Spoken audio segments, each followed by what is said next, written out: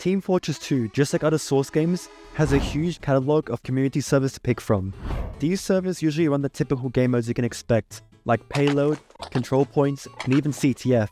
However, some of you might already know that community servers have way more than just the classic TF2 game modes. In this video, I'll be talking about some popular TF2 game modes, and also some more forgotten ones, which I guarantee you haven't heard of. Some of these servers I'm playing on are still active, so for those who would want to try them out, the IP will be in the description. Saxton Hale is one of the most well-known game modes in all of Team Fortress 2.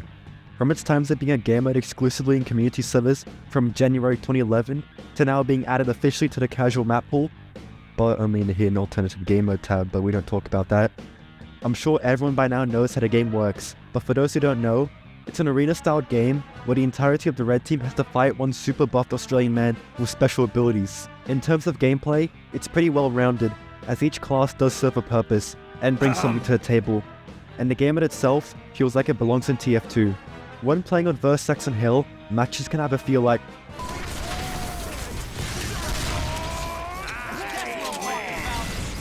or on the other side. Since Saxton Hale is becoming relevant again with the latest new map, I think it's appropriate to put Saxton Hale on top of the list, as it definitely is one of the most well-known community game modes, especially with the official addition to casual via VScript. And it definitely adds up, as this game mode is embedded within the community side of TF2, and a big portion of community servers still regularly run both the old version and VScript version. But alongside Saxton Hale, another popular game mode known as Team Fortress 2 times 10, times 100, times whatever exists.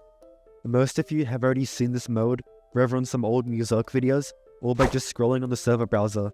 Times 10 pretty much just multiplies every standard game by 10, or whatever the server allows.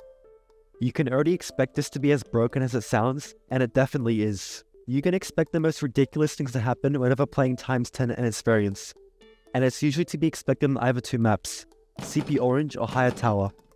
And honestly, these might be the best maps for them. The times 10 game mode, from what I can see, dates back to 2015, with the plugin originally being posted in the Allied Modders forum on August 27, 2015. The game mode became hugely popular after many big TF2 YouTubers at the time posted videos, and it's most likely the reason you know about it. Not much can be said about this game mode, as it's pretty much exactly as it sounds. And a good example of a weapon stat change in the game mode is the kunai, which doesn't actually reduce 10 times more health for the spy, but it does give 10 times more health per kill, making it very busted. Most of the plugin focuses on amplifying the risk and reward style of weapons, which can make gameplay way more intense for people, depending on the loadouts and playstyle. TF2 times 10 is pretty much on the same level of notoriety as Saxton Hale, with it only being slightly below it because it isn't as relevant as it used to be. However, lots of servers still run it, and it is still a regularly played game mode from what I can see. If you're a fan of overpowered weapons and finding your friends, then Smash Fortress might be a good game mode for you. If you have friends to play with, that is, because the servers that run this are dead. The game mode plays similarly to Super Smash Bros, with players knocking each other off the map and weakening each other with damage. The game mode has the same mechanics, but with the 9 mercenaries we all love. From my time playing on it with my friend, it was very fun, and it's a shame that such an old and unique game mode has been forgotten by most people. My only complaints about this game mode would be the map design and possibly some power-ups, as things like the bullet build power-up have been reworked sadly in an even more overpowered way, which I didn't think was possible. In the gameplay you can see on the screen, it's just me and my friend messing around on the server, trying to kill each other by getting classes like Heavy or Scout. Another thing about this game mode is that the knockback at later points of the round gets really bad, that you can't even strafe your way out of falling into the void. And you can also shoot each other at the start of the game, which I don't think is in the original Super Smash Bros.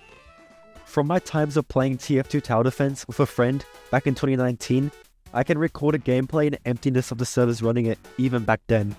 Even though a couple of videos have been made about it, and I'm sure other people in other regions than me play it, it's safe to say that it's forgotten by the wider audience of TF2. The game requires you to play as engineer and build sentries in order to prevent robots from reaching the end of a track. It's actually quite fun and reminiscent of the actual MDM engineered gameplay, with the difference being much better upgrades and additional buildings other than the sentry. The game progresses in difficulty with each wave, requiring you to have to micromanage your sentries and hit them with your wrench a couple of times if they run out of ammo. And also buy upgrades, which are essential for surviving the later rounds, where robots start getting tankier and start regenerating health passively. The game is very addicting, as I found myself playing for a while when recording, and it's a shame that this game mode is barely spoken about outside of YouTube and most platforms.